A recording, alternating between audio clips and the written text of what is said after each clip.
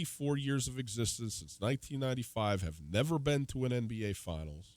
Had they ever been to a conference finals before this last? I do not believe so. But anyway, the point is like this is why you play the game, and for a city that clearly has, such a great fan base, and it's easy, especially in the U.S., to kind of hand wave and okay, it's the Raptors, whatever, and I still don't find them all that compelling, frankly.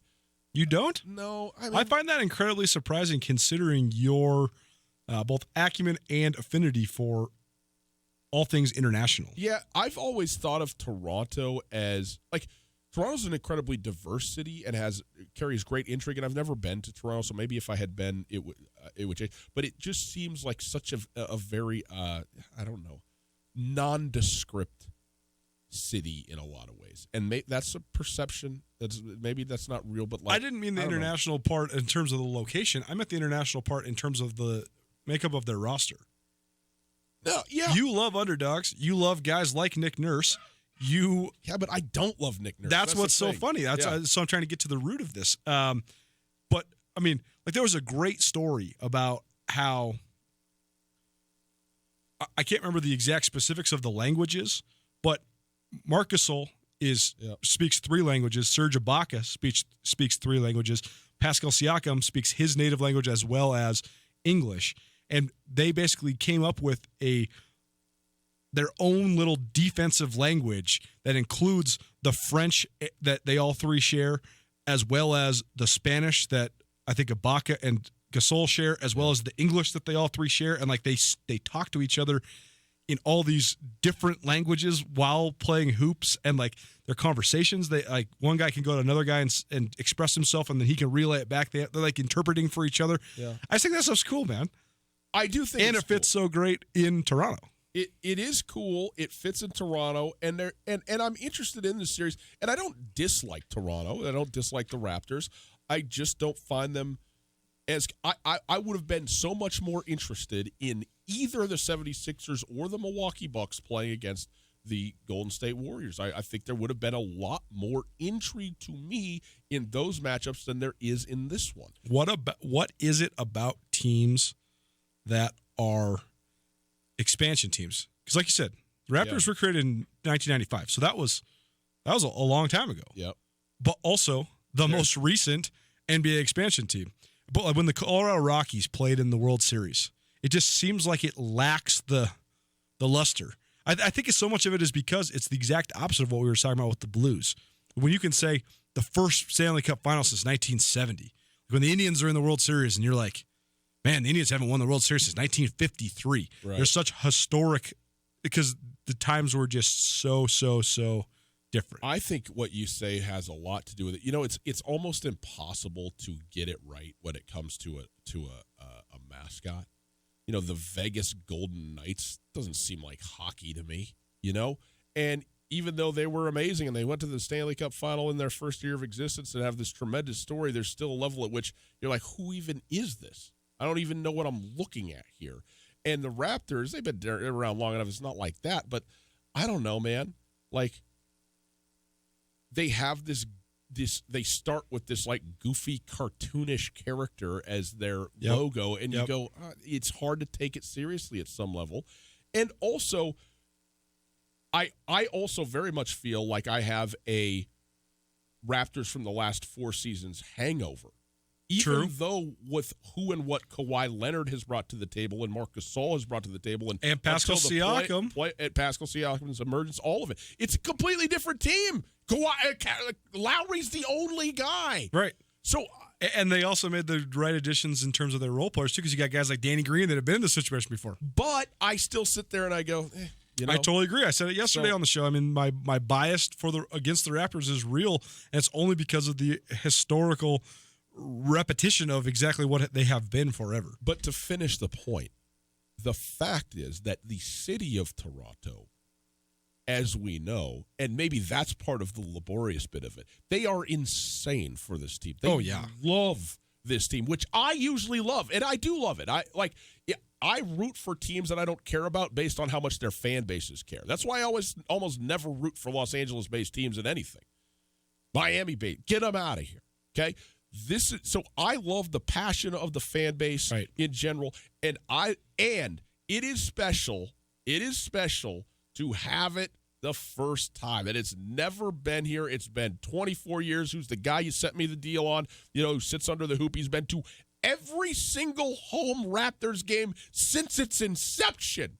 This man's 67 been at every game. Now, we can talk about the use of time or whatever, but that is amazing. And, you can't help but sit here and kind of have a wry smile about the whole thing. And to go home, put it on the television, put it on the radio, and see the unbridled joy. Again, this is the beauty of sports, right? Where else are you getting this to happen? It doesn't happen in any other realm of society, of the world, but sports, where all these people come together, lose their collective minds with joy. Now, if you lose, maybe it goes the other way, but this buildup that is happening as we speak in Toronto is great, and I love everything about that, and I'm happy for the city of Toronto on this. It's I think that as humans, we strive to feel something, anything, and the more insulated and disconnected our world becomes because of the inner and constant connectivity, it becomes harder and harder to truly feel unbridled emotion. And I think that's why sports are so popular. Yeah, I think there's a lot to that. I referenced the Muhammad Ali documentary that I have been working through. LeBron James media company produced it, and it's a 2-part documentary called What's My Name? And it's just clips of Muhammad Ali throughout his career. It's 3 hours long. It's epically done. But all I keep thinking about when I'm watching this thing is how much of an impact sports can have and has had. Just the social impact is it's incredible. Yeah. It's truly incredible. And that's why I think that's why I think it's so cool with Toronto. Like the thread I sent you on Twitter, that guy's just one in a bunch of people that are brought together. I mean, you got so many people from so many different cultural backgrounds. That's why I think it's so cool what we do. Right? Right. I mean, tease for a couple weeks from now. I don't really know when we're going to run it, but we had Jamar Coe in the studio earlier today. And I mean, first of all, what a cool dude. What a great kid. But also, like, when am I ever going to meet that guy just in life? You're just not. You're not going to just meet somebody from Rancho Cucamonga, California, unless there's a connection through sports. And now, like, I hope I'm in touch with Jamar forever because he's a great dude. I love talking with him, love hanging out with him. Yep. All true. So much connectivity between it all. And that's why it's going to be a fun atmosphere. I think it's cool that Toronto has home court advantage. I do too. I like that about this series. I do. First of all, the whole notion is that it takes a Herculean effort to beat Golden State in Oracle Arena in Game 7. Well, that's not going to exist in this series. If it comes down to Game 7, which it likely won't, but if it does, it will not be at Oracle Arena. The other thing that's just interesting is it's just an accentuated portion of an already great reputation that Toronto has forged as a wonderful basketball city. I mean, I think if you talk to every college recruiter in the country right now, they would tell you that you have to have a guy in Toronto. You have to have a connection in Toronto because that hotbed, it's become just like Chicago, New York, and LA, and Seattle. The team, specifically Vince Carter, created youth basketball in Toronto, and it has blossomed so quickly into, like you said, one of the most fertile basketball-producing cities in the world. Tootell and Nuanez, 102.9 ESPN Radio. We are going to talk some more about this game in the next hour. Go on Twitter at Gus Tootell. The poll question is up. Boogie Cousins, he is available to play in this series, available right now for Game 1. Will his availability be a big impact, a little impact, or a negative impact for the Golden State Warriors? Okay, let us know, and we'll go through those results in the next hour. Next, though, I want to talk about Mike D'Antoni. He cut off contract extension talks with the Houston Rockets. Is he going to be out? Is he going to be back? What are they doing in Houston? I'm not saying they're the Lakers, but they seem like they are just starting to spin their wheels a little too much for me. Next.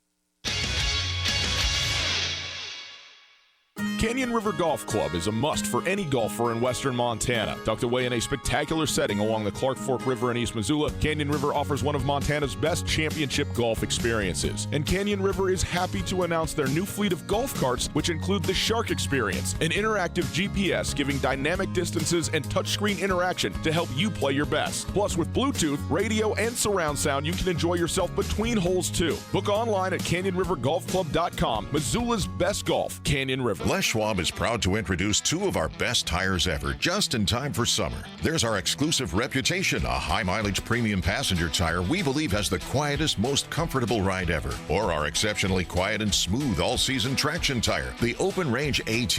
Get $50 off alignment when you purchase a set of 4 Open Range AT or Reputation tires. Book an appointment today at leschwab.com. Les Schwab Tires. Doing the right thing matters. Cannot be combined with other offers. Limited time only. See details at leschwab.com. On Russell, across from the fairgrounds. Hey folks, Ryan Tootell here, and I'm with Josh from the Advocates Injury Attorneys. Josh, if our listeners have been injured in an accident, how can you help? We're here to help you after a car accident by negotiating with insurance companies, recovering lost wages if you have any, and even getting you into a rental car if you need one. Call us today for a free consultation, and we'll get started helping you right away. If you need help, get a hold of the Advocates. Call Josh at 640-4444 or online at montanaadvocates.com. You deserve an advocate. Some so-called sports bars, you spend so much time fighting to see the TV, you're better off just staying home. Others show the game, but a basket of stale rye chips is not exactly your idea of a good game grub. At the Desperado, you get front row seats to every single spring baseball and NASCAR event, plus all the spring NBA and NHL postseason action. And with juicy burgers, ice-cold brews, and the best wings in town, you'll leave the Desperado satisfied whether your team won or lost. The Desperado Sports Tavern, where the emphasis is sports, food, and good times on South Russell, across from the Y. Still emerging from your winter hibernation and need to get your bearings straight? Cruise on down to Port of Missoula for all your spring and summer needs. Come check out their men's and women's streetwear, sunglasses, and shoes from brands like Vans, Adidas, Thrasher, Volcom, and the original Port of Missoula brand. They also have all your skating needs covered, from tune-ups to fresh-made custom boards. Port of Missoula, Missoula's original board shop since 1989, on the Hip Strip, 618 South Higgins. Freedom Gardens in Frenchtown is excited to host the Frenchtown Fish Toss, Friday, May 31st. Freedom Gardens welcomes students, parents, school staff, community members, and volunteers to tour the greenhouse and aquatic system, learn about their community goals, and for a $10 donation, toss a fancy fish into the tank. It's the Frenchtown Fish Toss at Frenchtown Elementary, 16495 Main Street, Friday, May 31st, 3:30 to 5:30. Find Freedom Gardens MT on Facebook for more details. ESPN Missoula Sports Center. Good afternoon, Ryan Tootell, Colton Nuanez, ESPN Sports Center. The Grizz are adding a pair of defensive ends from Power 5 programs. Montana announced the transfer of Joe Babros from North Carolina State and Mason Vineyard from Washington State. Babros, a 6'4", 250-pounder, played at Saddleback College with current UM quarterback Cam Humphrey. He also played for former Grizz assistant Dave Dorn, the current head coach at NC State. 6'5", 230-pound Vineyard prepped at Helix High in San Diego, where he was first recruited by UM head coach Bobby Houck, then and is an assistant coach at SDSU. Vineyard notched a sack for the Cougars 2 seasons ago, but did not play last year. After 2 years with the Montana Grizzly men's basketball team, Kelby Kramer has transferred to Division II Minnesota State Mankato. The native of Rock Springs, Wyoming, redshirted his first season with the Grizz. The 6'10 center played in 21 games this past season, including 2 starts. He logged a total of 126 minutes, scoring 18 points and grabbing 19 rebounds. The annual Bob Cleverly 8-man All-Star Game returns to Butte this weekend for the 36th annual contest. Head coaches for the two squads are Great Falls Central's Greg Horton and Circle's Todd Essinger. Kickoff of the game is set for 7 p.m. on Saturday evening. For more on the rosters, well, listen here. And finally, Golden State Warriors begin their 5th straight NBA Finals on the road tonight at the Toronto Raptors. ESPN Radio.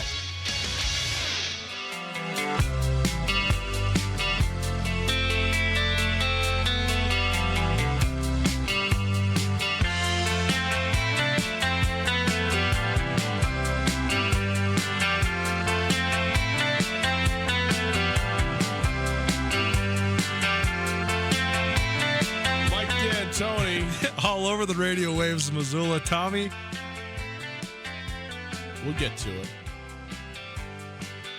What message is he sending here?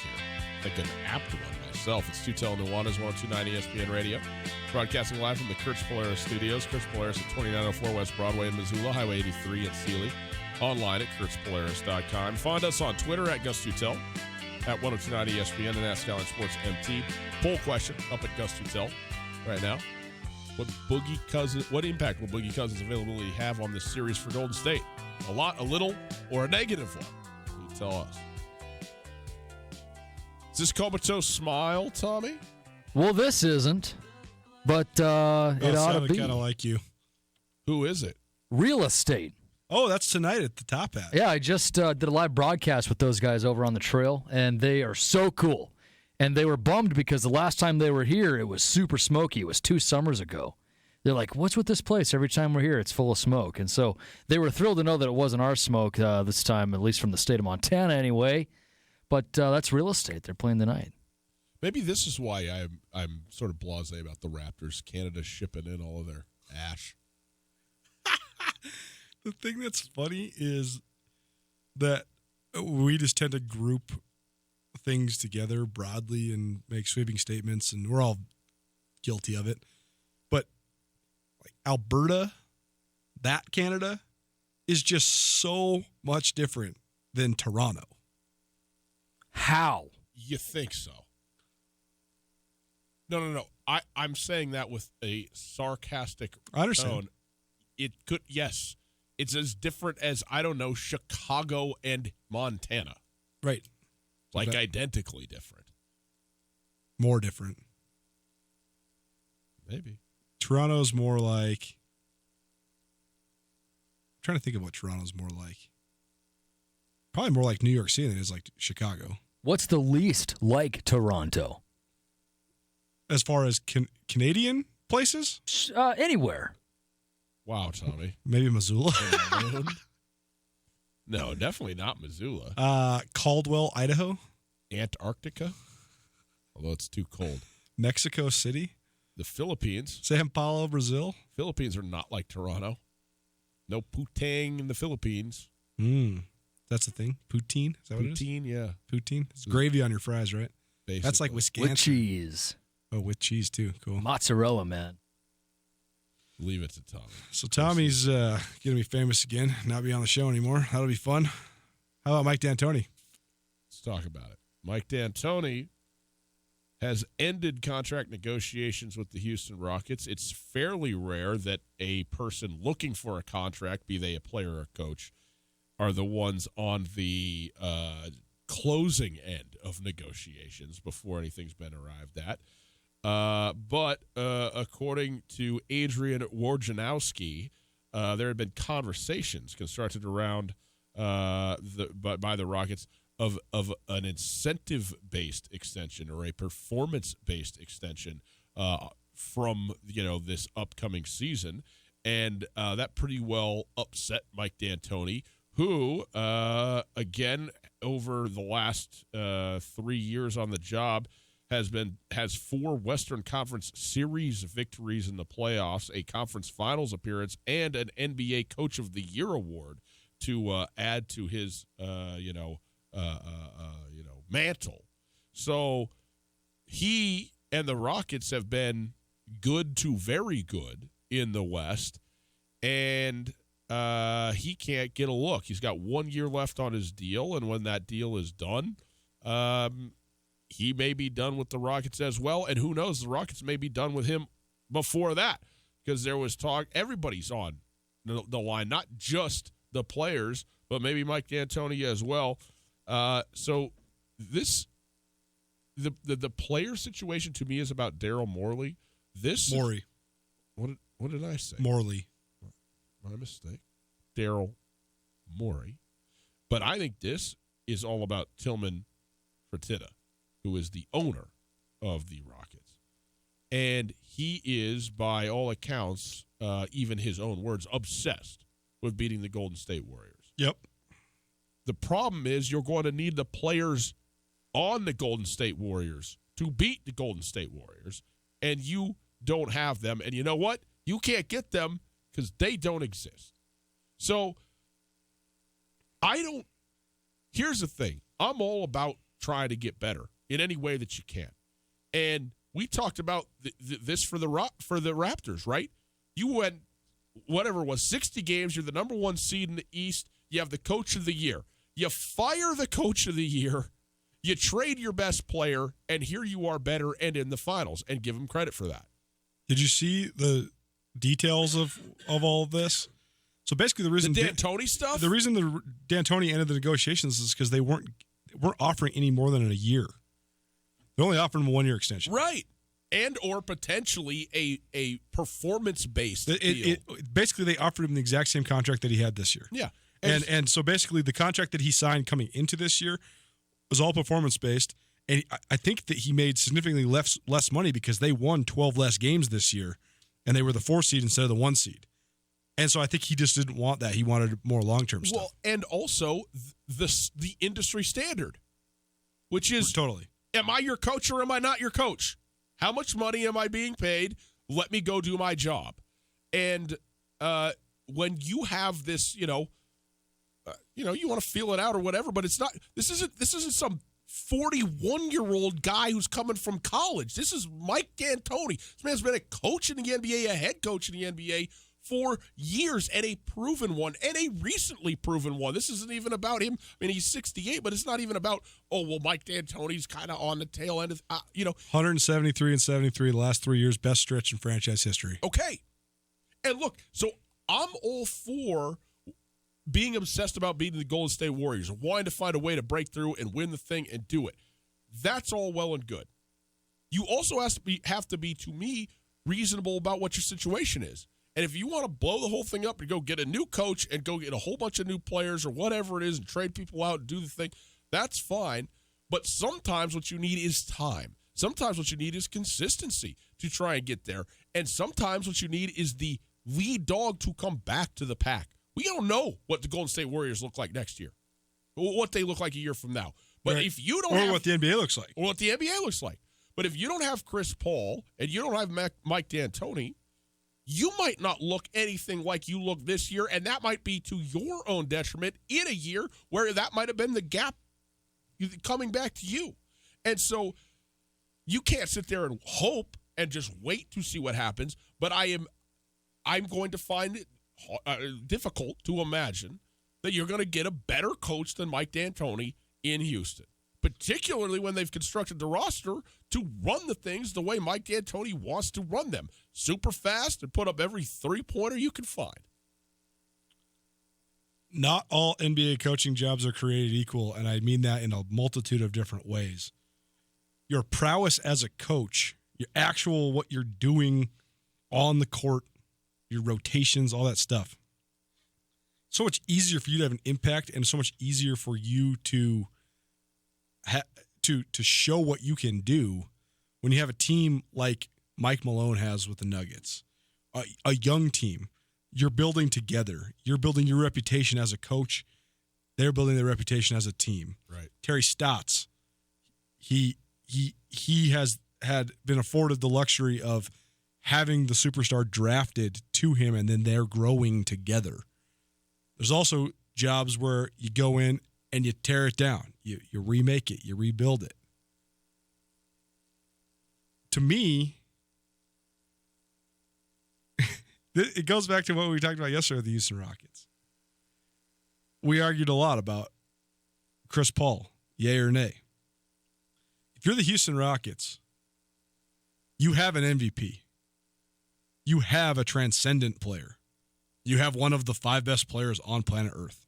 The only thing that matters if you're the Houston Rockets is James Harden.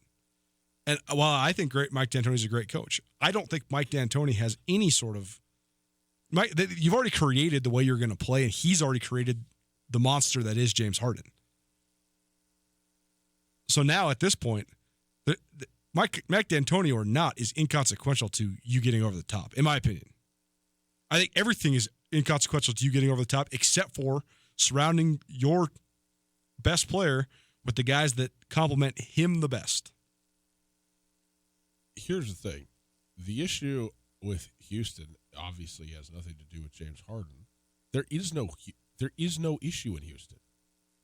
There's an issue in Golden State. Houston's fine. Houston's good. Houston's the second best team in the NBA. It's like I said on the show yesterday, though. There's two separate situations here. Can you construct a team that is better than Golden State? No. Can you construct a team that can beat Golden State? Yes. And I think that's what the Houston Rockets' goal is. The Houston Rockets are playing the most unconventional and, to people that are purists, the most nauseating style of basketball we've ever seen. We never thought we would see 43 shot in a game. The Rockets are shooting 50. To me, in this little window, and make no mistake, James Harden's window is not very big, even though he is still sort of young. I mean, he's in how old is James Harden? 30? 29, 30? Yeah, I'll tell you. So it's right now in the next couple of years. So you're right. You don't know what the Warriors are going to look like. You don't know what the league's going to look like, but you got to do it right now. And so therefore, I do think that sometimes addition can be subtraction. The style of play that you need to play to beat the Warriors is the style of play that Houston plays. Here's the thing. That's not going to change, no matter who's the coach now. The style of play that they're going to play is James Harden. They are going to play ISO, ball dominant, high usage rate basketball and shoot all the threes in the world. That's right. But what needs to change is Eric Gordon and PJ Tucker. No doubt. But also, here's the thing. Style of basketball and all that, maybe you're right. Okay. Maybe I can walk in there and just go, yeah, hey, James Harden, here you go. 75% of the game, ball better be in your hands. The guy who created this, you remember what happened? You talked about James Harden yesterday being a backup point guard in Oklahoma City. When he went to Houston, though, and started playing and started becoming the star that he is, he wasn't the point guard. He was the two guard. And he was a shooter and he was a ball-dependent player on the floor.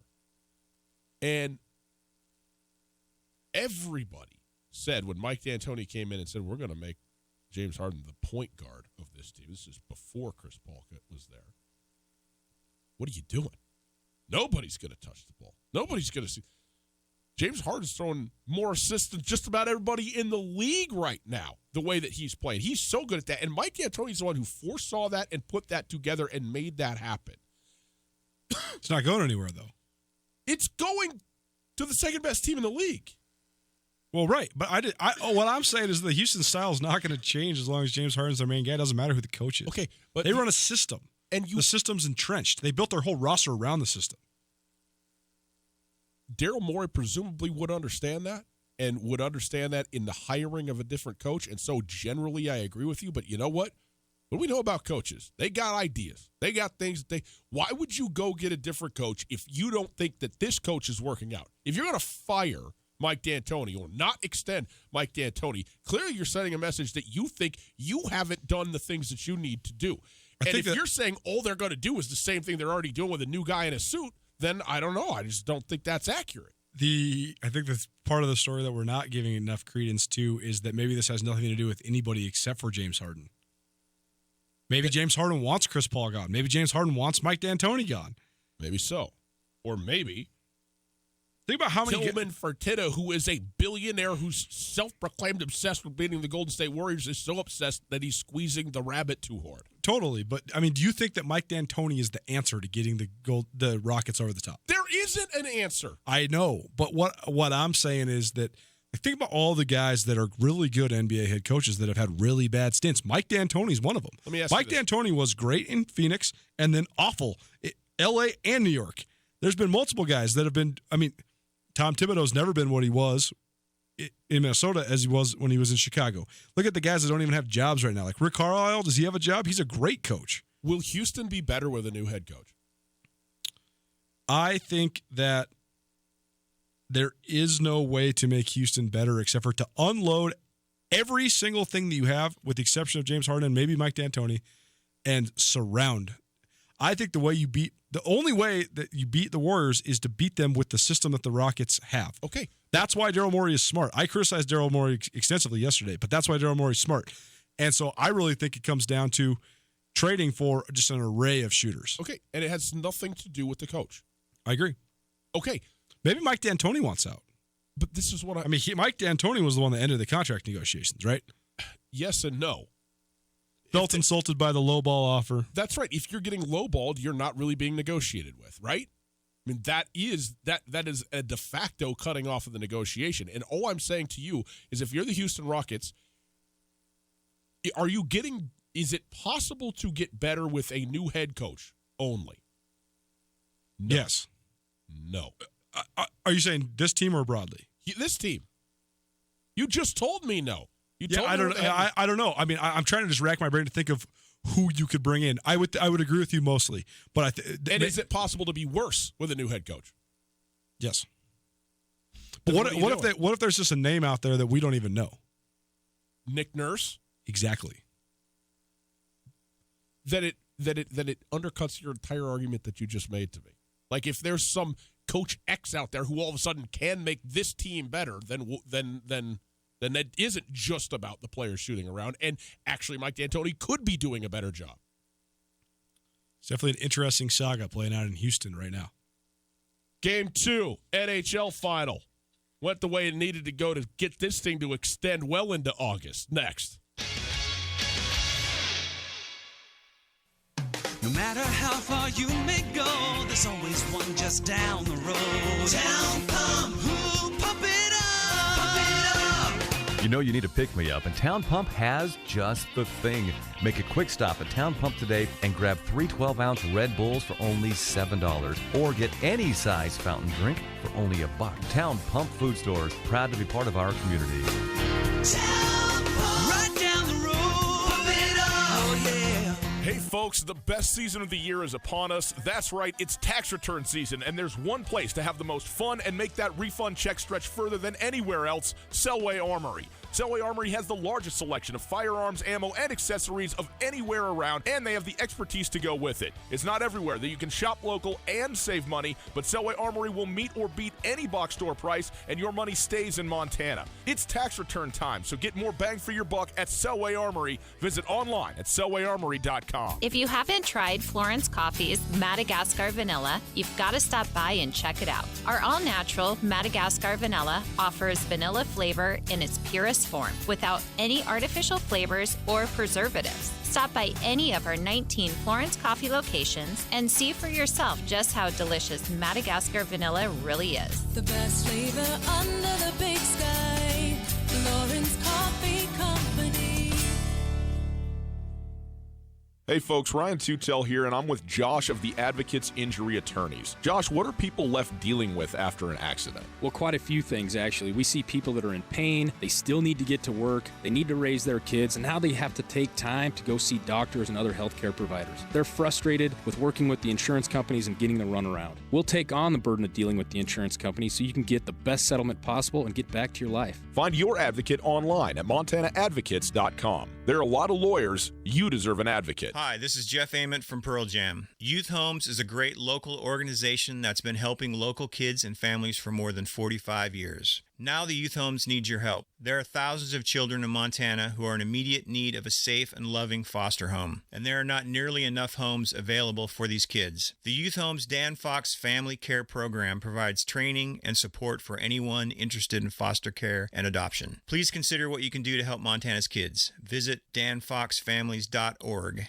A Carousel for Missoula would like to thank all the volunteers who came out to work on the refurbishment and expansion of Dragon Hollow. Your efforts will make it an inclusive play area where children of all abilities feel welcome. Due to weather changes, project completion has been delayed. A plan is in place to reopen Dragon Hollow as soon as possible. Parents are reminded to observe all Dragon Hollow closure signs for safety purposes. And a Carousel for Missoula remains open at this time. Find a Carousel for Missoula and Dragon Hollow on Facebook for updates. Thanks, Missoula. Tootell and Nuanez on 102.9 ESPN Radio for Missoula.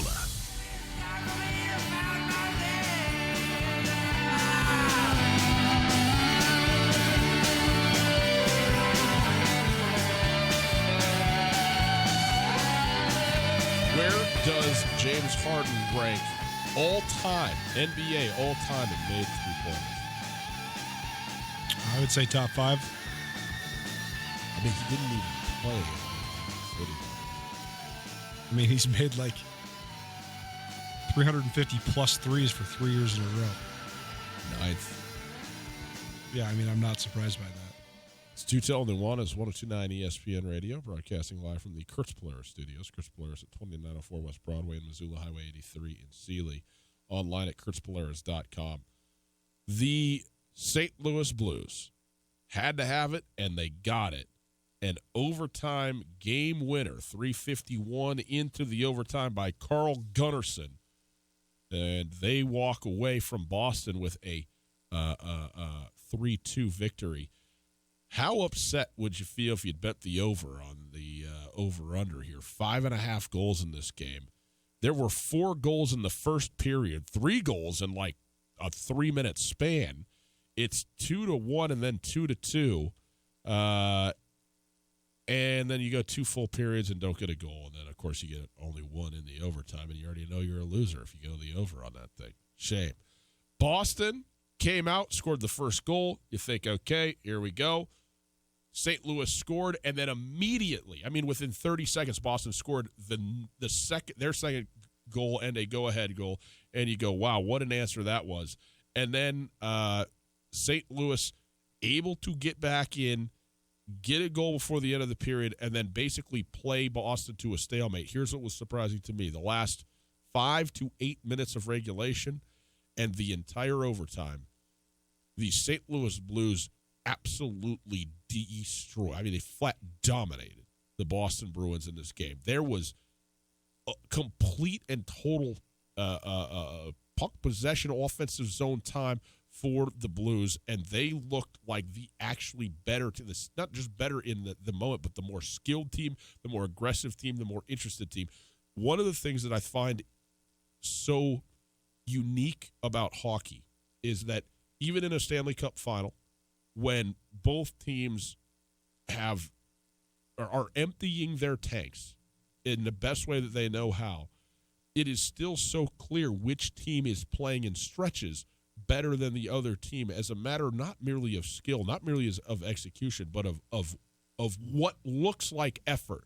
And again, I hesitate to say effort because it's not a lack of effort on one team's part. It's that one team has gotten some juice from something that has happened, something that's ongoing or just a matter of necessity and gotten out there. Boston had it for the most part in game one, especially as that game grew. They were down, 2-0.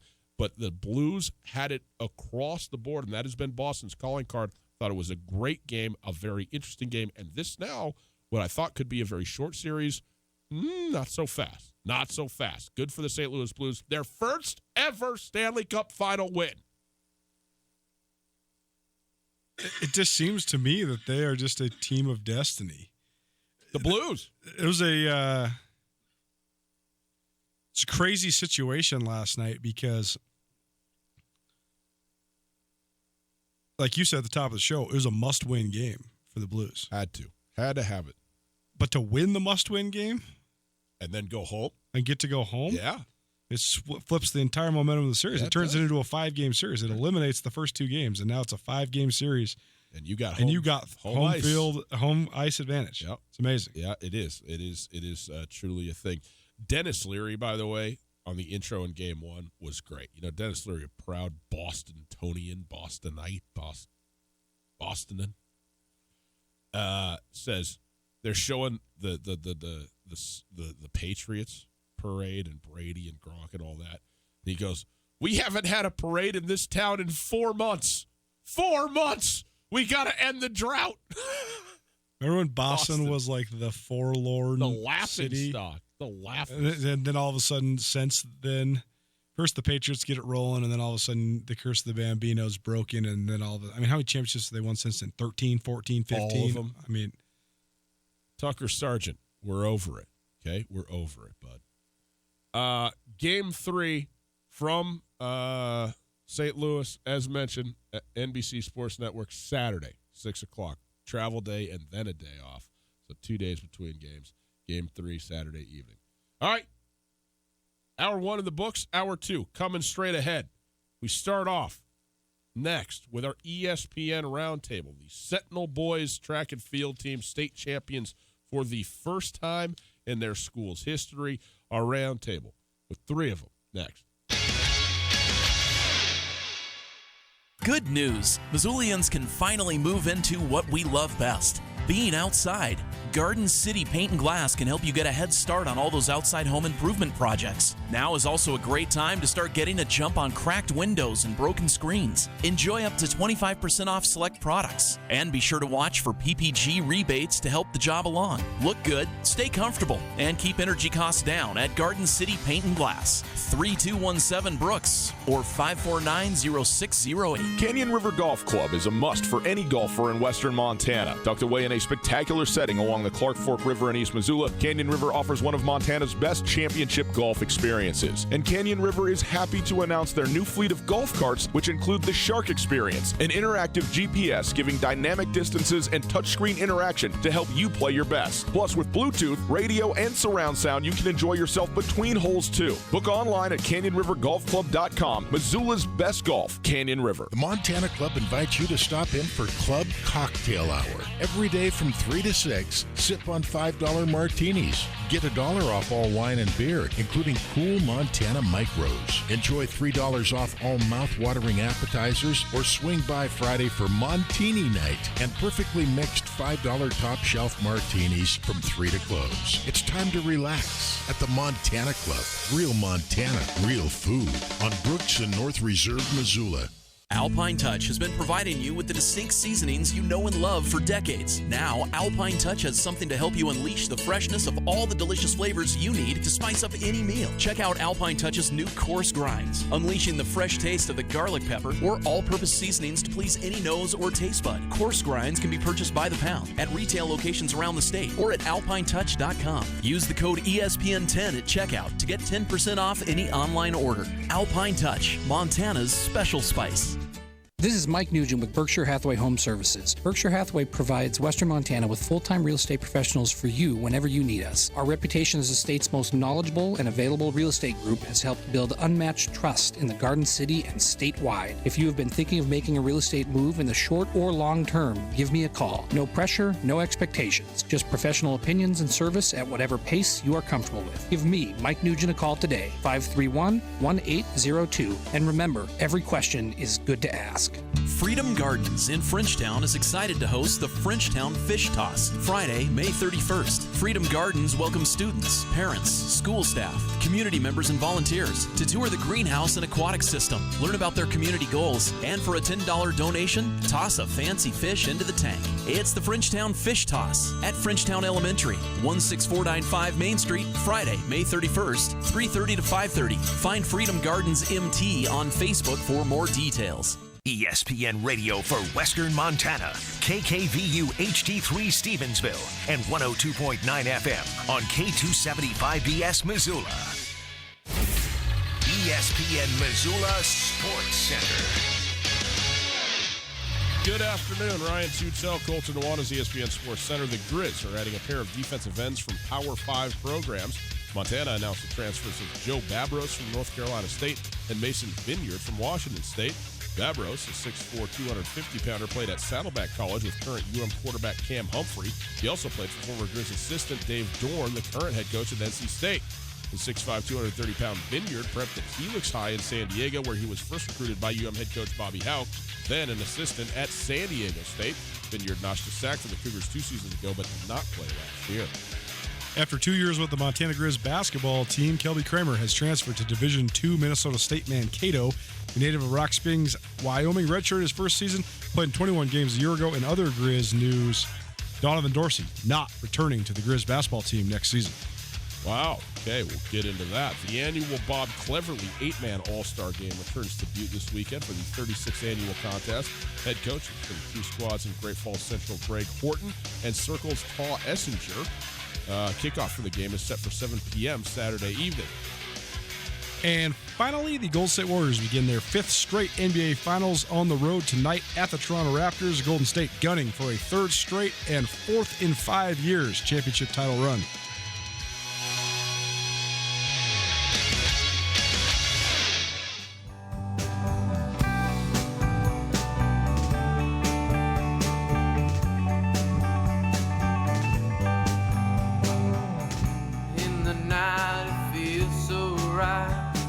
standing with my shadow in the dim street light. And as I walk away, the shadow did say, where you going, mister, won't you stay and play? Tootell, Nuanez, 109 ESPN Radio. We are broadcasting live from the Kurtz Polaris studio. Kurtz Polaris, 2904 West Broadway in Missoula, Highway 83 in Sealy.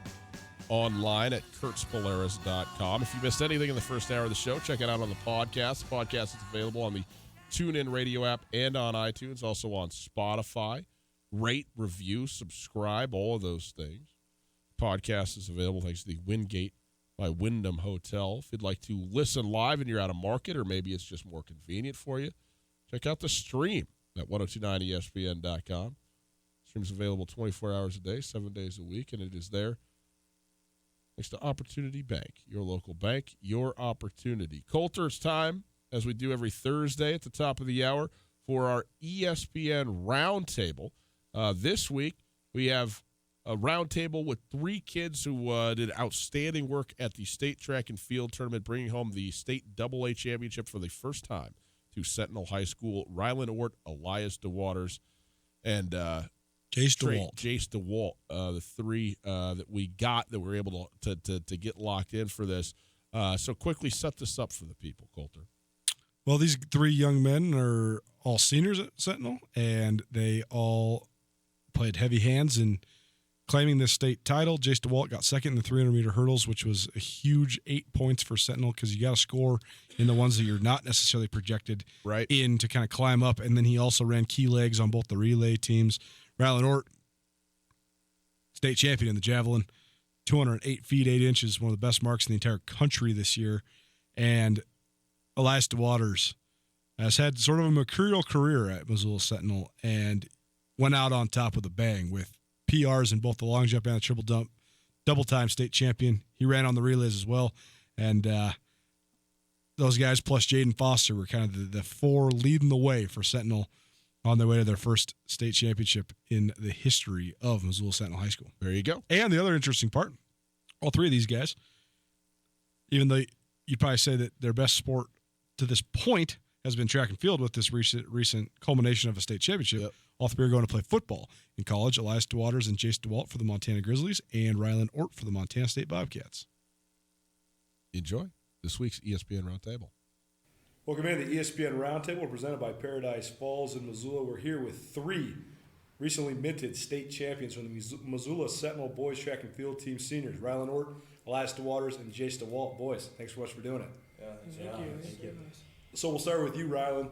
Saturday, a huge day for Sentinel all the way around, but you set the tone with this thing by popping a huge javelin throw, 208 feet, 8 inches, and like 9:30 in the morning, and you guys are already got some momentum rolling. Is that a real thing in track? I mean, do you feel like when you hit that big throw, that kind of sparked you guys then to win the first state championship here at Sentinel since 1964? Yeah, I mean, the first day was a big momentum builder too with the 4x1s, the first race of the day, and we ended up getting second in that, but they ran really good. And then Elias went in long jump, and we had a couple others good performances, like Jaden went in the 400, so it kind of motivates you to go out and try to get, do your part and get the state championship, and just happened to be the first event on Saturday, and so that might have helped some other people too. Is that weird to go that early in the day? I mean, it seems like 9 o'clock. I'm still in my undies. What are we doing out here trying to win a state championship? No, I mean, most of the season we throw at like 4 or, 3 or 4 in the afternoon, but every state meet that I've been to, we've always thrown at 9, so I kind of like it. You kind of get up and get to it. You don't have to wait around all day, so that helps me. I don't like waiting around for stuff, so. Elias, Craig Brettler, head coach Missoula Sentinel, was saying that when you guys were freshmen, I think Sentinel scored 2 points at the state meeting. 2 points. Yeah.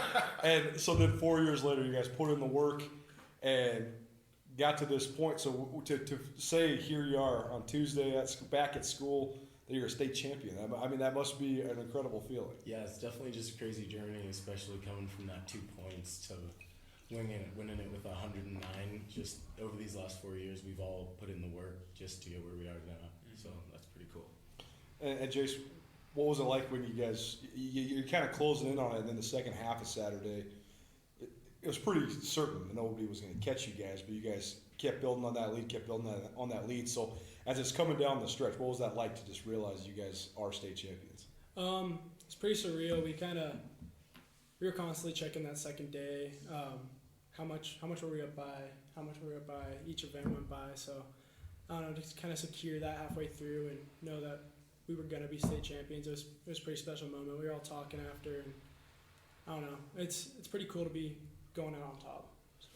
It's interesting because the track and field is so individual, and yet also it's a team championship that you guys have done, and you have to have a group of guys that can do different things really, really well. Given the fact that you're all seniors, and as you've come up, like Coulter was mentioning, 2 points when you're freshmen going up. But did you know that if you could see this thing building over the course of these years, and each one of you in your respective disciplines improving and becoming statewide elite over the course of time? Did you see this coming? Yeah, I'd say so, because sophomore year was the first time I went to state, and they were saying that we scored 2 points the year before that, and we had 14, and I snuck in on the podium that year, and so I helped out a little bit. And then Brendan Thompson, fall started his freshman year, but then placed his sophomore year, and then placed his junior year. And then last year we're 4 points off a third, and I don't know, a couple performances here and there probably would have got us on the podium. So we definitely thought it was possible this year. Well, I said, would you guys talk about this in the off season? Hey, this is how close we were. This is the progression that we're at. And if Rylan, if you do this, Jason, if you do this, if I do this, we're gonna be good. Yeah, I definitely think we might have joked about it coming up all the way till this year, and then I think at the beginning of this year, it really all snapped to us that if we all put in the work, that we have a big chance to win this thing. And everybody put in the work, and we had everybody in the right spots to win the championship.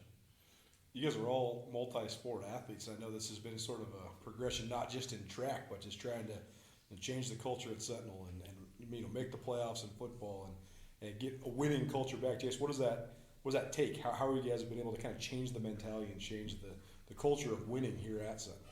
Well, I think it all starts with coaching. I think they've kind of pushed that onto us that we're starting to build something here at Sentinel, and we have classes coming in that are pretty athletic kids. So I don't know. It all started with some of the guys before us, and we just built it up. So we've worked hard to get where we are, and it's definitely making progress at least. So this is a question for all three of you. You can answer in order, but Jason, will start with you on it. The first state championship in the history of Sentinel High School, 1966. Sentinel, as such, began, even though it was a high school before that. Never had a state championship. What does it mean to you to be the first to do it? And what is that? 50-something years that's gone by, and that's never happened, and now you've done it. It's pretty crazy considering the amount of athletes you've seen coming through Sentinel, and I don't know, just to be that class that we won that state championship, and it'll be over on the banner forever at least. So it's pretty crazy. Yeah, it's super cool. Just that so many athletes have come through Sentinel in those 53 years since it's open, and a lot of great ones too. And I'm sure they've had shots, and I don't know, some here and there went wrong, and they just couldn't get it done. So it's kind of cool that we finally put it all together and got it done. Yeah, it's funny. We were at the hotel, and there was some older guys from Sentinel, and they had our sweatshirts on, and they were wearing our gear, and they were talking to all of us about how they haven't seen a championship come through Sentinel. And so the fact that we were the ones that were able to do that for them, just to see them there, was pretty cool. Elias, Sentinel being back-to-back girls state champions going into this thing, did that kind of set the pace for you guys? I mean, did you learn anything from their pursuit? We are probably super, our girls and guys are so competitive with each other, all the time. So I think the fact that we can come out one this time and them still coming out with an amazing 3, even with a pretty 9 girls. Yeah, so that's pretty cool to see that we all just came together. Most teams warm up, girls separate, guys separate, and Sentinel's we're always one. So. You guys are all football players too, and this past season, kind of Big Sky had an up year. They were a good team. It looked like they were, I think maybe the city champ and all that. But 2 years ago. Huh? You're thinking 2 years ago. Two years ago. This year. Okay. Oh, right. 2 years ago. But point is that you guys 2 years ago win that playoff game against Big Sky, move on into the semifinal, and have a nice year this year. What did you feel like there's momentum that builds with you guys playing together as teammates in one sport that then comes and translates into track when you're in the spring? Yeah, you definitely have momentum as teammates. Like, if all the guys are playing football, basketball, and track, or whatever it is, like, you already have that friendship and that camaraderie between each other, and you're all the same goal. So you spend 3 months of your time every day after school with the same guys. So you definitely get pretty close, and it helps out a lot. Rylan, you mentioned that maybe some Sentinel teams might have been close before. It can go so wrong so easily, right? I mean, you could just scratch on a couple throws or you scratch on a couple jumps. So, but I mean, you throw the best javelin throw of your life at the state meet. You set 2 PRs at the state meet. How did you do it? I mean, what did it take mentally to get to that point? Just be confident in the work that you put in. You just got to know that you got to have that mindset that you're gonna win it, but you got to have the mindset that you're so confident in all the work that you put in that it's gonna pay off and it's gonna come to fruition. So. Just being confident in the hard work that you put in, and it'll all come together.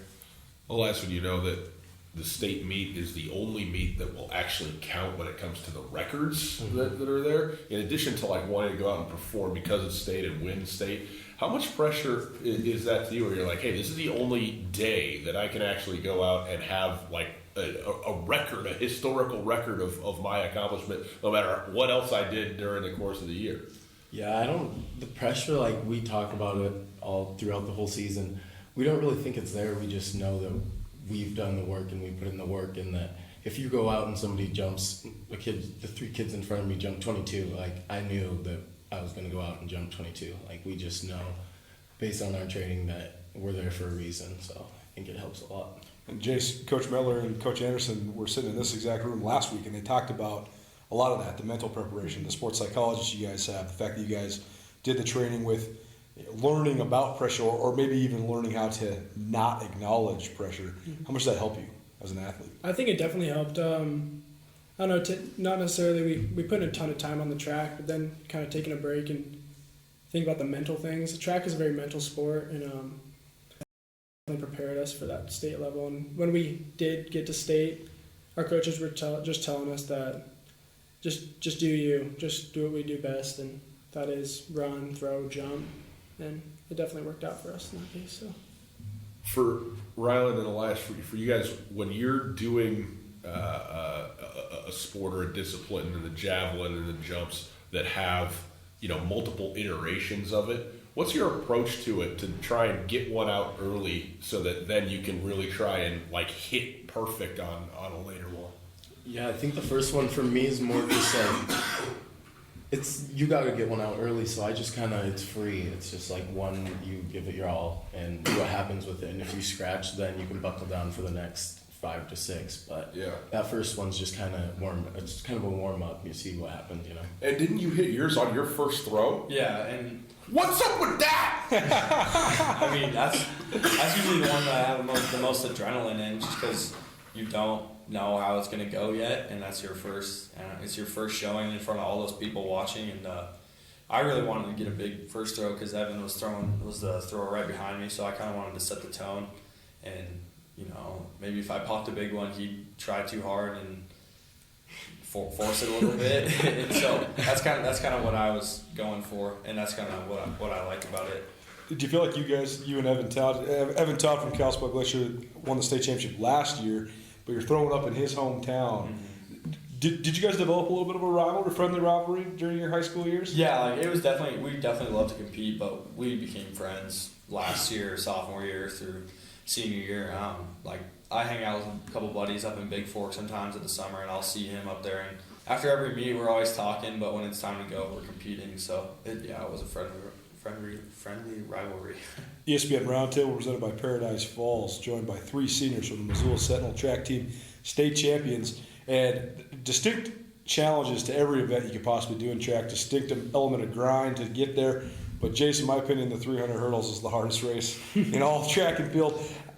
First of all, how did you get into that? And how do you... You lost a bet. Yeah, right. And then how do you get to the point where you're like, okay, I'm actually going to train to be competitive in this? Because I'm sure that it is just mentally trying, to say the least, every single day. Yeah. Well, it started in middle school. I ran track my 8th grade year, and I didn't really hurdle. I was more of a try to be sprinter. I wasn't necessarily very fast, but I went to Hellgate straight from Washington Middle School, and my friend Jordan was hurdling, and the coach kind of pushed me to do it, and I don't know, kind of clicked from there. I love it's. You ask yourself why you run the race before it even starts, and then once you get to the finish line, there's something about it where you're just like, that was a long way, but I'm kind of glad I did it, and just those PRs every meet just make up for the challenge that it is. So. And Jason, I asked these guys, they're in events where they get multiple chances with those races. Gun goes, that's it. You got one shot at this thing. So what's it like to know that, like, okay, this is the moment? And it happens, I understand, every week and every meet, but particularly, again, at state where this is where you can set a mark and this is where it matters, and you got these 40 seconds right here to go make it happen. I think my freshman, sophomore, junior year, that was the first thing that was on my mind. Like, what if I mess up? What if I don't hit my steps right? Something's going to go wrong in the race. But through the end of the junior year and senior year, you kind of just got to trust what your coaches have pushed on to you and training wise. So it's going to come, and when that gun goes off, you don't necessarily think, you just do. I'm interested too in the 300 where you talked about your steps. When that exhaustion starts to set in, it seems to me like, it's impossible to keep the cadence the same heading into the first hurdle as it is heading into the last hurdle.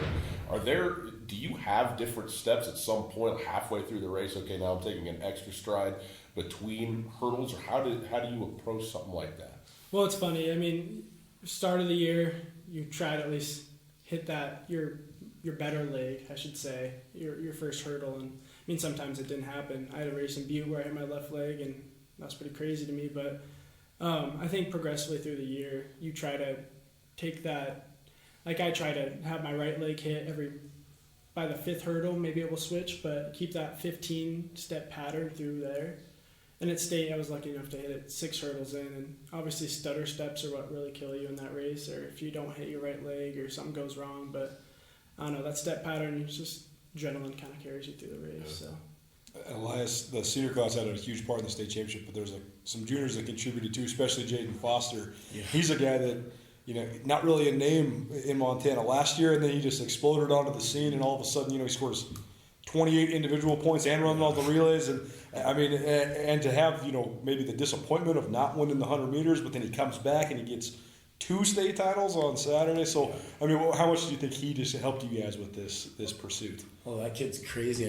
Last year, like you said, you wouldn't have heard about him maybe. He was kind of quiet. He was definitely out there working every day.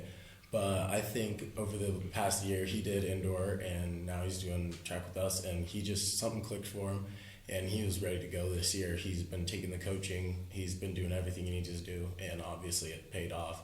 And after the one, you could tell he was upset. And there was no way he wasn't coming out of there with that too. So that's what he's a great teammate, and he'll do what he needs to do, and he helps out everywhere. So Jace Craig was talking about sort of the incremental way that you guys are doing sprint training. Is that similar for the hurdles, kind of working your way up and using meets as conditioning days? Do you guys treat it similarly with hurdles? It's pretty similar.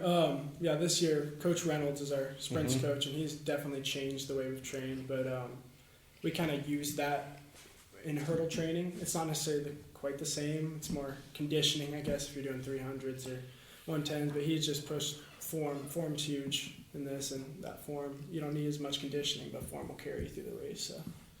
The coaching element of this, Craig Metler's done such a great job instilling, positive culture, winning culture. But I was hanging out with those guys on Sunday, and almost every single one of you guys as coaches was a successful athlete themselves, guys that were state champions. Does that did they express that to you? Did that help you guys kind of learn the way to win? I guess they didn't really express it to us, but it definitely helps that they were state champions, because then they know what it takes, and so show us what it takes, but they're not like telling us that they're state champions Sure. and stuff. But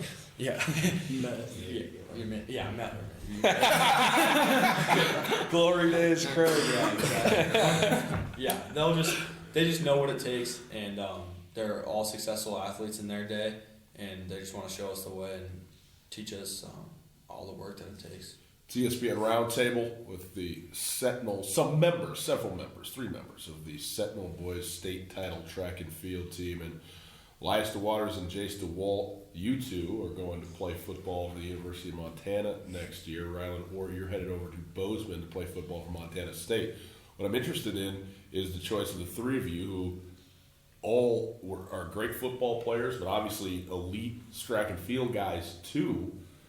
Why football over track and field when you head to college? What was the thing for each of you where you said, okay, yeah, I'm going to opt to play football rather than to jump or to throw or to run? I just think football, it's just kind of a thing we've been doing since you could do it before track, I guess, unless you did Missoula Youth, but it was just kind of a thing you've always done, and we've all been playing against each other for so long. And the fact that we could carry on and keep playing football against each other and keep competing against each other is going to be fun. So you talk about like just your personal history with the game is longer, so you feel more rooted in it, something like that? I guess so. But I still love track and field, definitely. What about you, Jace? I would say waking up every Saturday and watching just college game day maybe in the morning, and just, I don't know, college football is kind of a big deal in my family. I know it is in theirs as well. But I don't know, just being able to be there that Saturday and maybe play the game that you love. So it's just something special, and that can't really take that chance off. But I don't know. Yeah, it's something I've always wanted to do my whole life. The game of football is the game I love, and I've always played football before I did track, and then I like track, but I've always loved football too much, and I've always wanted to play college football. So when I got the opportunity, I took it. Elias, when we interviewed you right after you committed from the Grizz, you were saying that you were so excited to have a chance to play football again because this last year was such a crazy year for you guys. Losing so many games by 3 points, 2 points.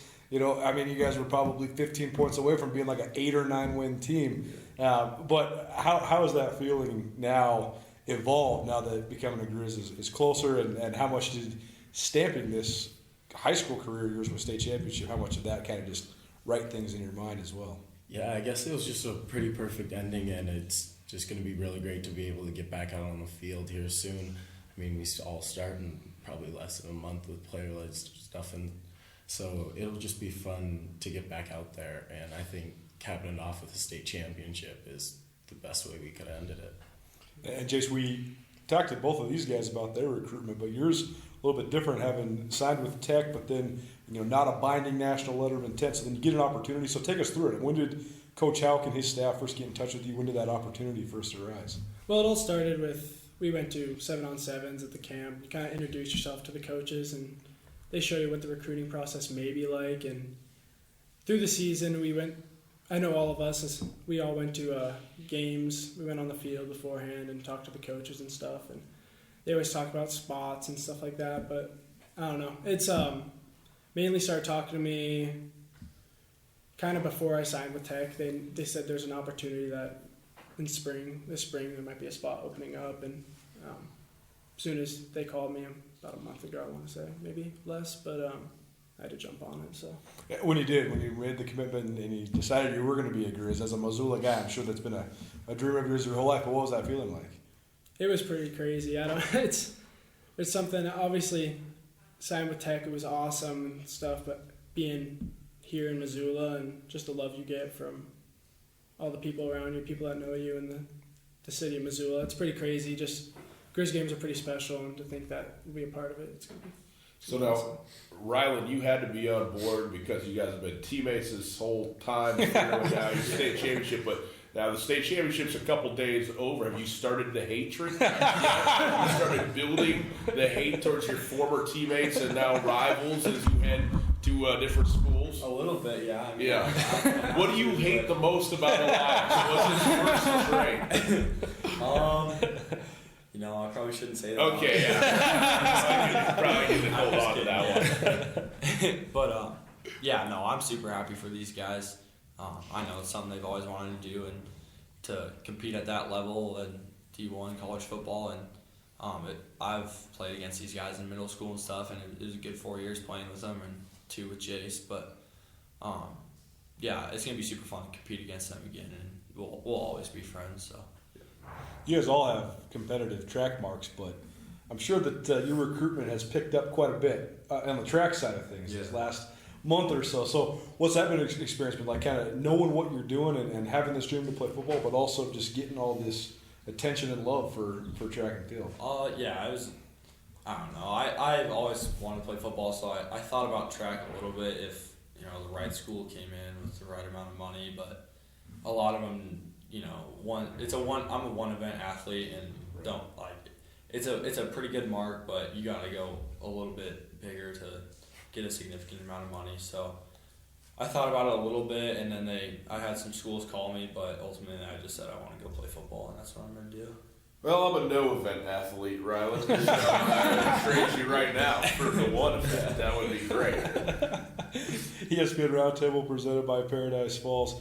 We'll go around the table here. What will you remember most about this senior year and kind of having the shortfalls you guys did in football, but then coming out on the other end and standing on top of the podium, both individually and as a team in track?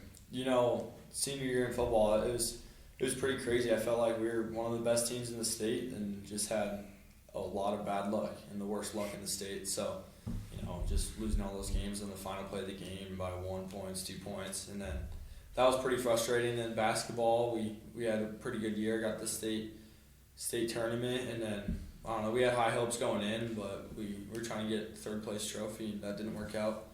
And then coming into track, just wanted to cap off the intensity of track kind of goes down for basketball and football. So it was nice to kind of chill a little bit, and we knew we could have a good year, and it's just pretty perfect to go out on top. So. Elias, what are some of your things you'll remember the most about this last 9 months or so? I mean, they were pretty crazy, just with our whole football experience, and I think that drove us seniors, especially in basketball, to do what we did there. I mean, we had a really young team, and we led them to as far as we could, and I think that we had a pretty good showing for, as of last year. I mean, with Sam, we got to the same place, so I think that that's pretty good. And definitely into track, that all of the unfortunate thing that happened just really boosted us, and we knew we could do this one, and so we had to do it, and that's what happened, and it feels great. Jace, what will you remember the most out of this last senior year?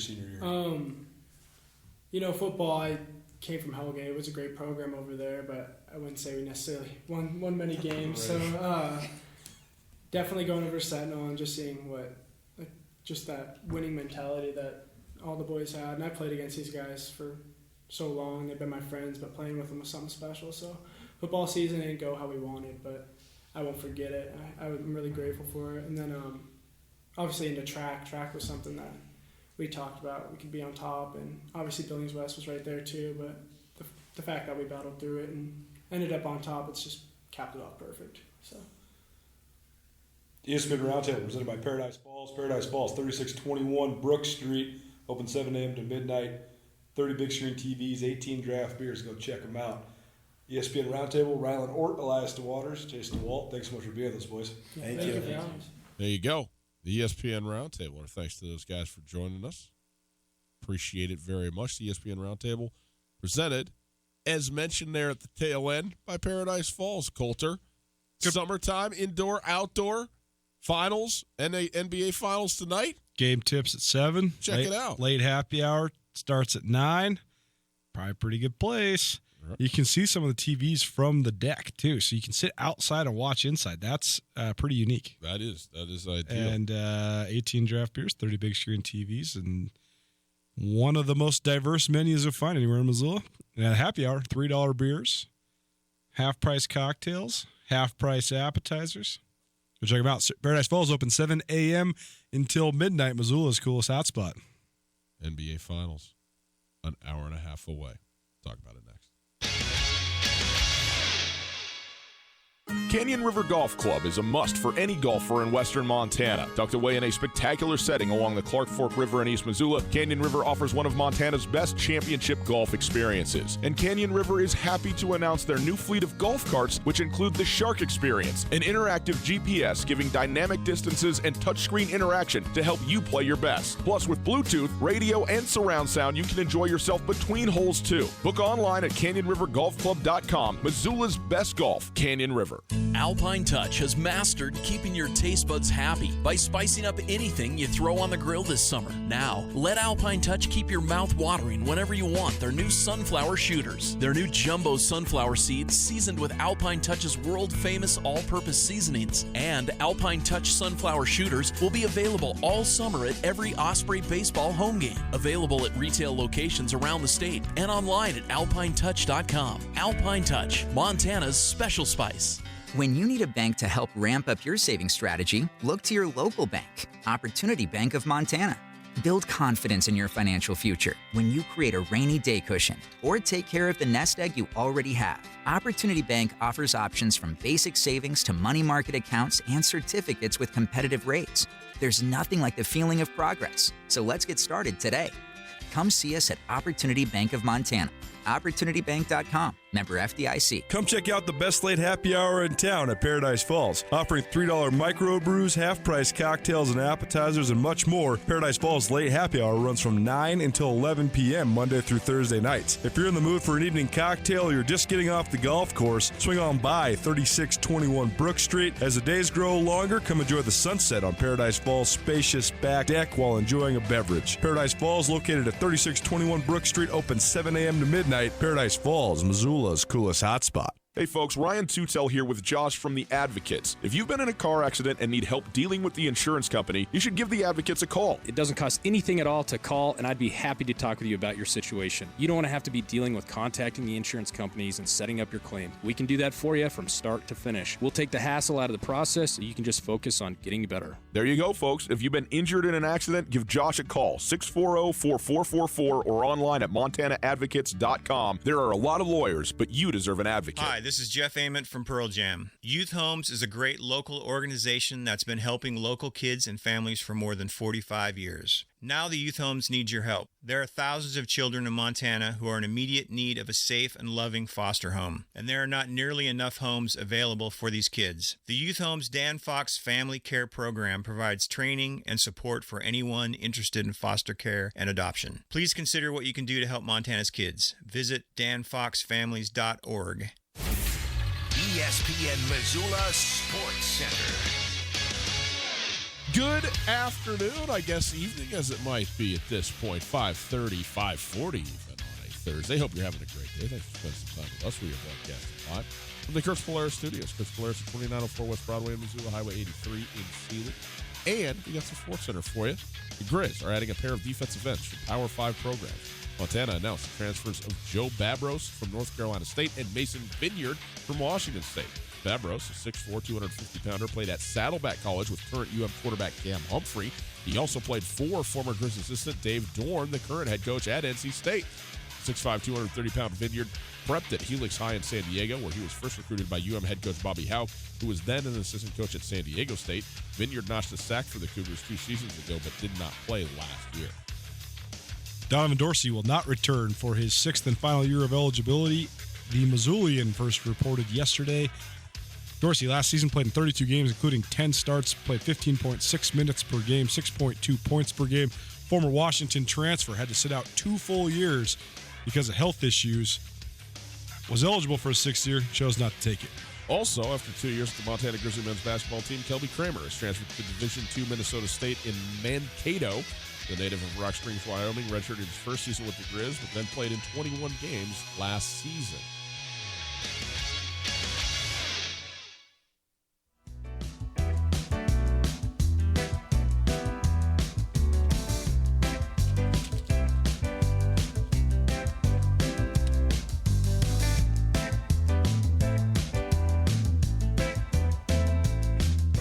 It's my bad eye.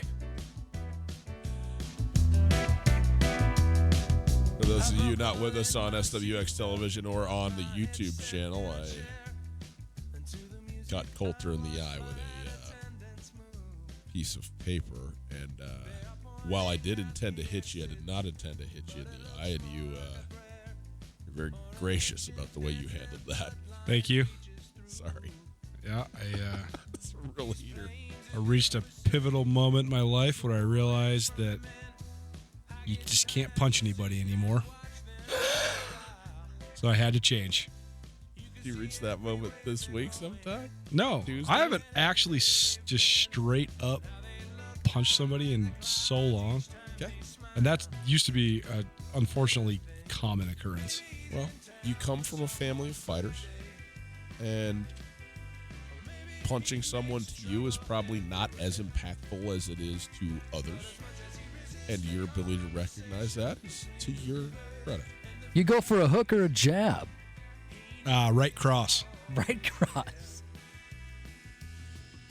It's Tootell, Nuanez, 102.9 ESPN Radio. As mentioned, we are broadcasting from the Kurtz Polaris Studios. You can find us on Twitter at Gus Tootell at 102.9 ESPN. That's Skyline Sports MT. If you'd like to call, 329-1899, the phone number. All guests join us via the Rangich Brothers RV phone line. DeMarcus Cousins is available for game one. You got something else? No, I got nothing else that I can talk about on the radio. Okay, well then. I'm getting solicited via the text messages to tell old stories, but none of them are appropriate for ESPN. The Golden State Warriors will be with DeMarcus Cousins without Kevin Durant. DeMarcus Cousins available for game one, and therefore presumably the remainder, so he can stay healthy, of the series. The question on the Twitter poll at Gus Tootell: what impact will DeMarcus Cousins' availability have on the NBA Finals for the Golden State Warriors? A lot, a little, or Golden State is worse with him? 24% of you said a lot. 48% said a little. 28% said Golden State is worse. What say you? The 28%. I think Golden State is the best version of themselves right now without Boogie Cousins or Kevin Durant. Here's the thing.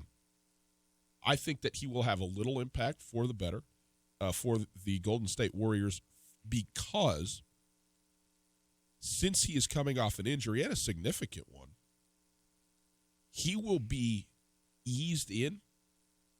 I can't imagine he's going to play major minutes. I don't think he's going to play any minutes. He might not. I think they're just activating him to muddle the scouting report. Maybe so. But point being, if the team can play the way that they always play, sans Kevin Durant, this team that we've seen the last couple of weeks that we remember from a couple of years ago, and you don't have to play Boogie Cousins big minutes, in fact, shouldn't play him big minutes, he could be a huge asset coming in for 7 minutes. As a bench guy.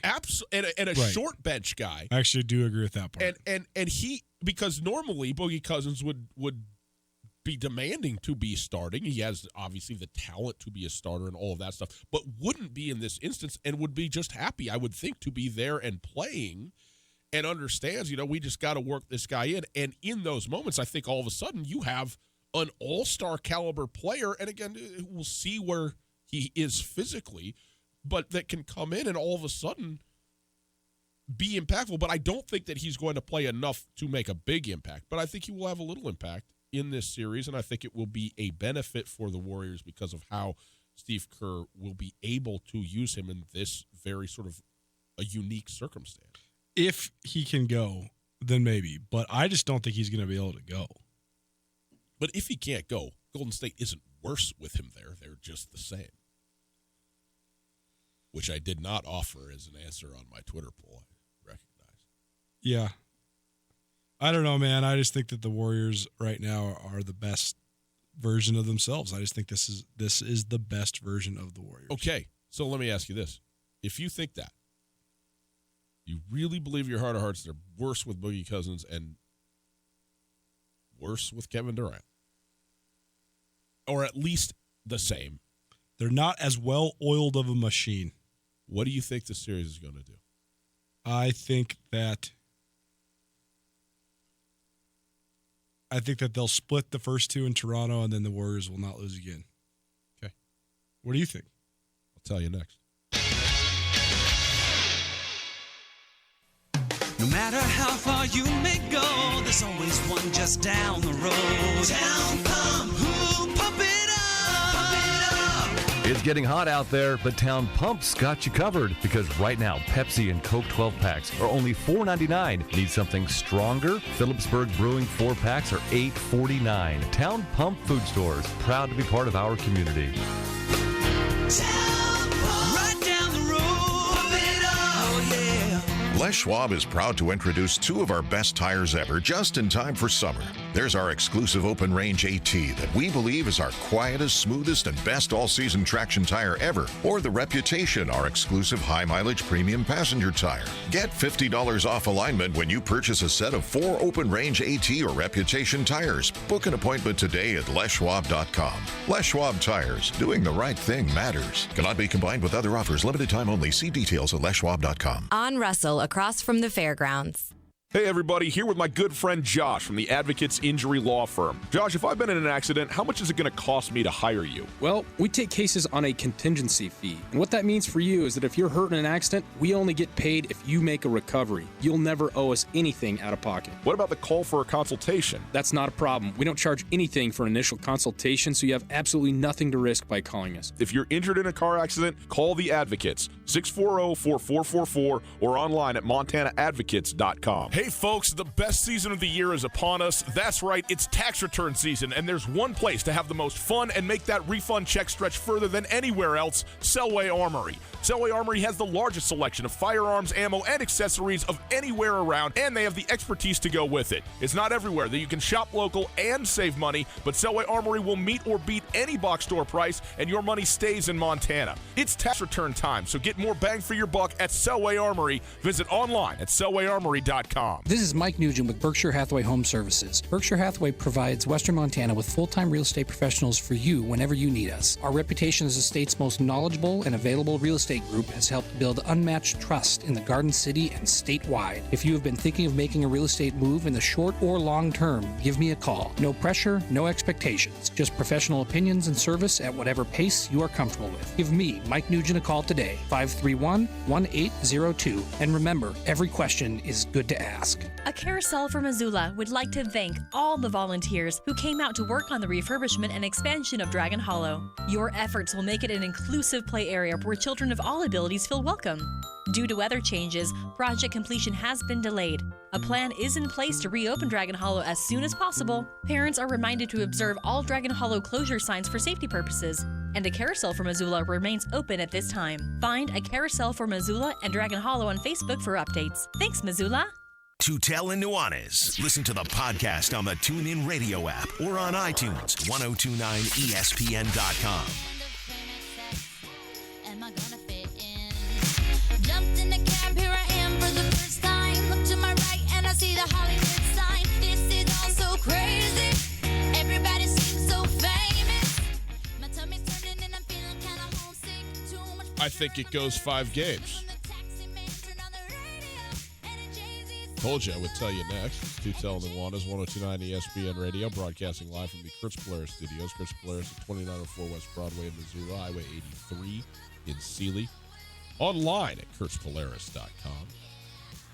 If you missed anything in the show, listen on the podcast. The podcast available on the TuneIn Radio app and on iTunes and on Spotify and on the station website and various other places.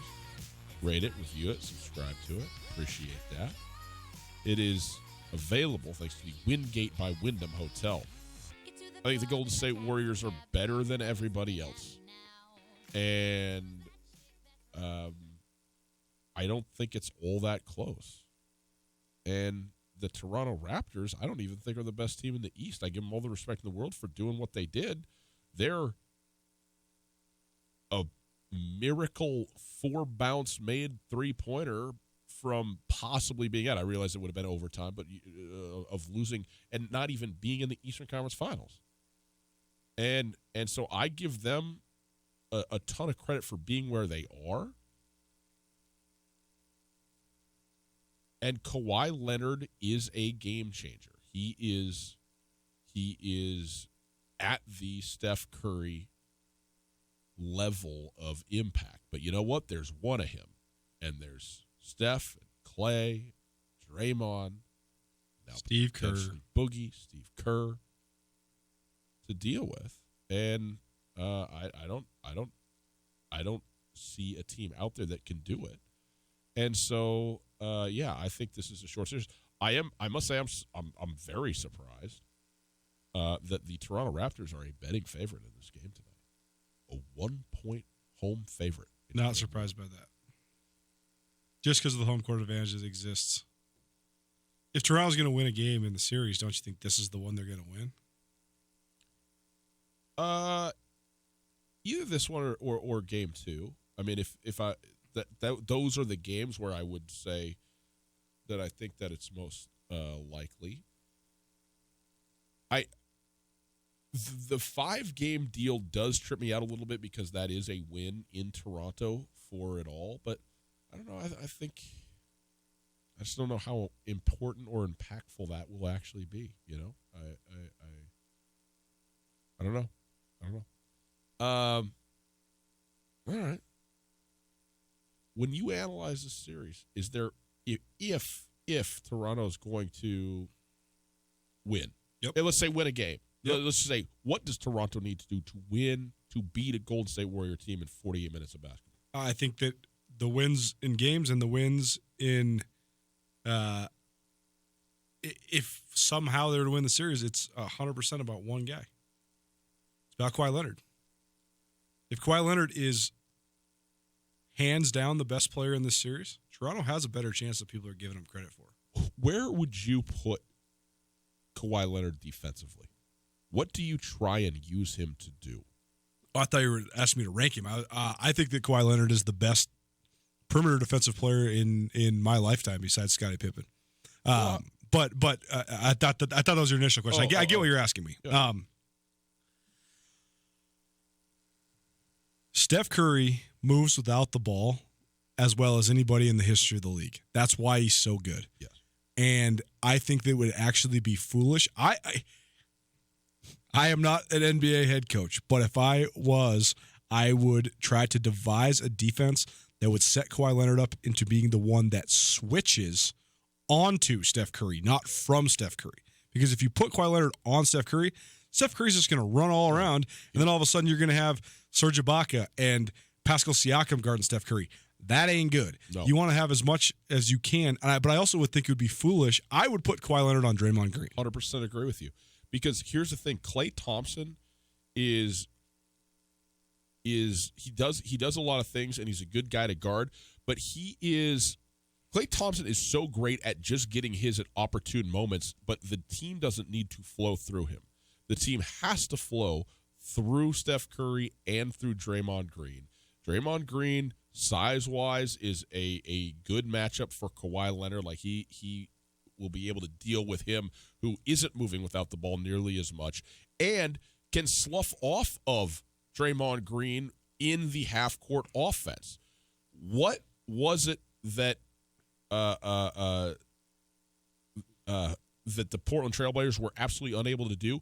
Slow down Draymond Green in transition. Yep. He beat everybody up the floor every single time for reasons that I still don't totally understand. But Kawhi Leonard has to, and the Raptors have to, put a kibosh on that. Boys and girls, it's been a fun show.